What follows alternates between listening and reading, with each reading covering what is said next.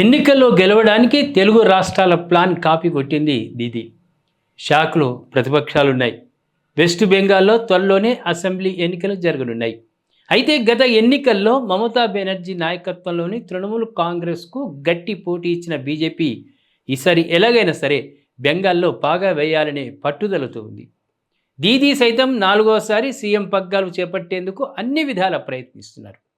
ఓటర్ల జాబితా నుంచి 58 లక్షల మందిని తొలగించారంటూ ఎన్నికల సంఘంపై సుప్రీంకోర్టులో పిటిషన్ వేసిన ఆమె అత్యున్నత న్యాయస్థానంలో స్వయంగా వాదనలు వినిపించారు. ఇప్పుడు బెంగాల్లోని యువతను ఆకట్టుకునేందుకు యువ సాధి అనే పథకాన్ని డీడీ ప్రారంభించింది. యువ సాధి అంటే మరేంటో కాదు, మన తెలుగు రాష్ట్రాల్లో వివిధ రాజకీయ పార్టీలు ఎన్నికల ముందు నిరుద్యోగ భృతి ఇస్తామని హామీ ఇచ్చాయి కదా, అలాంటిదే ఈ యువ సాధి కూడా. 21 ఏళ్ల నుంచి 40 ఏళ్ల మధ్య వయస్సున్న నిరుద్యోగ యువతీ యువకులకు నెలకు 1500 చొప్పున ఆర్థిక సాయం చేయడం ఈ పథకం ఉద్దేశం. మెట్రికులేషన్ 10వ తరగతి లేదా దానికి సమాన విద్యార్హత ఉంటే ఈ పథకానికి దరఖాస్తు చేసుకోవచ్చు. ఈ నగదు సాయాన్ని ఏప్రిల్ 1 నుంచి లబ్ధిదారుల బ్యాంకు ఖాతాలో జమ చేస్తామని టీఎంసీ హామీ ఇచ్చింది.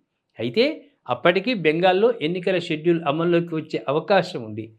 తెలుగు రాష్ట్రాల విషయానికి వస్తే 2014 ఎన్నికల ముందు తెలుగుదేశం పార్టీ నిరుద్యోగ భృతి ఇస్తామని హామీ ఇచ్చిన సంగతి తెలిసిందే.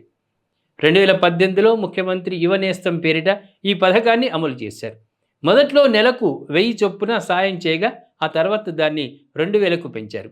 అయితే 2019 ఎన్నికల్లో టీడీపీ ఓడిపోవడంతో ఈ పథకం ఆగిపోయింది. 2024 ఎన్నికల్లోనూ టీడీపీ కూటమి నెలకు 3000 చొప్పున నిరుద్యోగ భృతి ఇస్తామని హామీ ఇచ్చింది.